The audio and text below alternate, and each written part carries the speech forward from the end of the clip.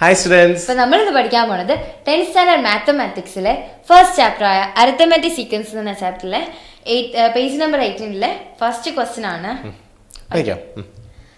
what is the 25th term of arithmetic sequence 1 11 21 എന്നിട്ട് continuous ആയിട്ട് പോവുക അല്ലേ. അപ്പോൾ അരിത്തമാറ്റിക് സീക്വൻസ് നമുക്ക് തന്നിട്ടുണ്ട്. ഇപ്പം നമുക്ക് ഈ ക്വസ്റ്റ്യൻ ഒരു സിമ്പിൾ ക്വസ്റ്റ്യൻ ആണ്. ബുക്ക് എടുക്കുക, ഞങ്ങളുടെ കൂട്ടത്തിൽ നിന്ന് ചെയ്തു പോവുക. ഓക്കെ, അപ്പോൾ question number 1 okay page number 18 കേട്ടോ.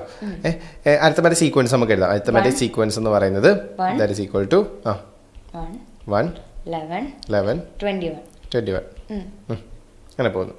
അപ്പം ഇവിടെ ചോദിച്ചിരിക്കുന്നത് what is the 25th term അല്ലേ. 25th ടേം നമുക്ക് കണ്ടുപിടിക്കണം. അപ്പം നമുക്ക് നമ്മൾ നേരത്തെ പഠിച്ച സാധനം ഉണ്ടല്ലോ, A25 ആണ് നമുക്ക് കണ്ടുപിടിക്കണ്ടേ അല്ലേ. A25 എന്ന് വെച്ചാൽ എ എന്ന് പറയാം, എക്ക് എന്ന് ഇടാം എക്സ് എന്ന് വിടാം കേട്ടോ. ഞാനിപ്പോൾ എവിടെ എന്ന് യൂസ് ചെയ്താലും നിങ്ങൾ അതിന് പകരം എക്സ് ഇട്ട് കഴിഞ്ഞാലും സെയിം തന്നെയാണ് കേട്ടോ. നിങ്ങളുടെ ബുക്കിലൊക്കെ ചിലപ്പോൾ എക്സ് ആയിരിക്കും തരുന്നത്. ഓക്കെ, അപ്പോൾ A25 എന്ന് പറയുമ്പോൾ എത്രയാടാ അറിയത്തില്ല, നമുക്കത് കണ്ടുപിടിക്കണം. അപ്പം ഞാൻ എപ്പോഴും പറയും അരിത്തമാറ്റിക് സീക്വൻസ് നമുക്ക് തന്നിട്ടുണ്ടോ, നമ്മൾ ആദ്യം തന്നെ എന്ത് കണ്ടുപിടിക്കണം? Common difference. എപ്പോഴും എല്ലാ വീഡിയോയ്ക്കും ഞാൻ പറയുന്നതാണ് കോമൺ ഡിഫറൻസ് ഭയങ്കര ഇമ്പോർട്ടൻ്റ് ആണ്. സോ കോമൺ ഡിഫറൻസ് നമുക്ക് കണ്ടുപിടിക്കാം. Common difference is equal to arithmetic sequence തന്നിട്ടുണ്ടേ, കോമൺ ഡിഫറൻസ് കണ്ടുപിടിക്കാൻ സിമ്പിളാ. എന്തുവാ? Second term minus first term അല്ലേ. സോ 11 - 1 ചെയ്ത് കഴിഞ്ഞാൽ നമുക്ക് കോമൺ ഡിഫറൻസ് കിട്ടി. എത്രയാടാ? 10 ആണ് കോമൺ ഡിഫറൻസ്. കോമൺ ഡിഫറൻസും കിട്ടി. കോമൺ ഡിഫറൻസും കിട്ടി. നമുക്ക് ഫസ്റ്റ് ടേം അറിയാം അല്ലേ.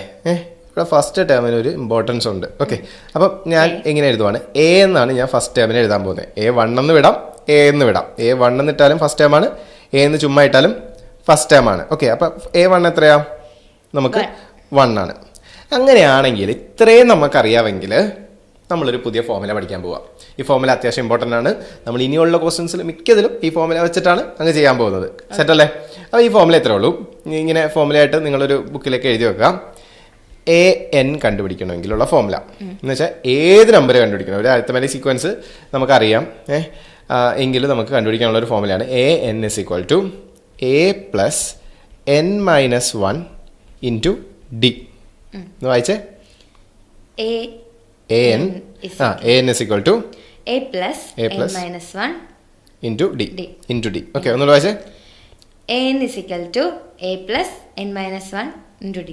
ഓക്കെ, ഇത് പഠിച്ചു വെച്ചേക്കാം. എത്ര പ്രാവശ്യം നിങ്ങൾക്ക് പറയാൻ പറ്റുമോ അത്രയും പ്രാവശ്യം പറഞ്ഞ് പഠിച്ചങ്ങ് വെച്ചേക്കാം. ഓക്കെ, ഞാനൊരു ബോക്സൊക്കെ വരച്ച് വെച്ചു. അപ്പോൾ നമുക്ക് AN നമുക്ക് കണ്ടുപിടിക്കേണ്ട എന്തുവാടാ? A25 അല്ലേ. അതാണ് AN എന്ന് പറഞ്ഞാൽ മനസ്സിലായില്ലേ. A25 = A എന്ന് പറഞ്ഞാൽ നമുക്കറിയാം. നിങ്ങൾക്ക് ചിലപ്പോൾ A1 എന്ന് വിടാം അല്ലേ. അപ്പോൾ A1 എത്രയാ? 1 പ്ലസ് N ആണ് അല്ലേ. N എന്ന് പറയുമ്പോൾ നമ്മൾ 25, N നമ്മൾ 25 ആയിട്ട് എടുക്കുക. നമുക്ക് ഇങ്ങനെ എഴുതാം N = 25 അല്ലേ. അപ്പം N എന്ന് പറയുമ്പോൾ 25 - 1 × D എത്രയാ? കണ്ടുപിടിച്ചു 10 അല്ലേ. കോമൺ ഡിഫറൻസ് 10 ആണ്. ഇനി നമുക്കിത് ആദ്യം ഒന്ന് സോൾവ് ചെയ്യാം. എങ്ങനെയാടാ? AN ആണ് അല്ലേ.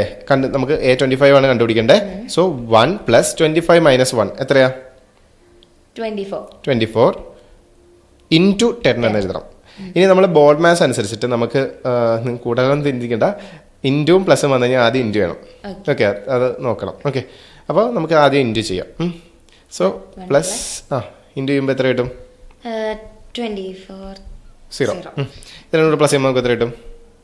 2 4 1 അല്ലേ. അപ്പം A5 എന്ന് പറഞ്ഞാൽ എത്രയാണെന്ന് കിട്ടി?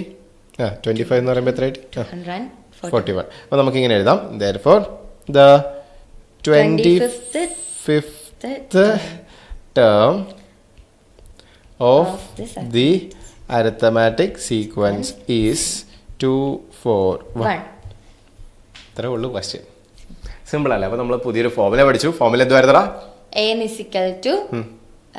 A + n - 1 × D. പഠിച്ചല്ലോ.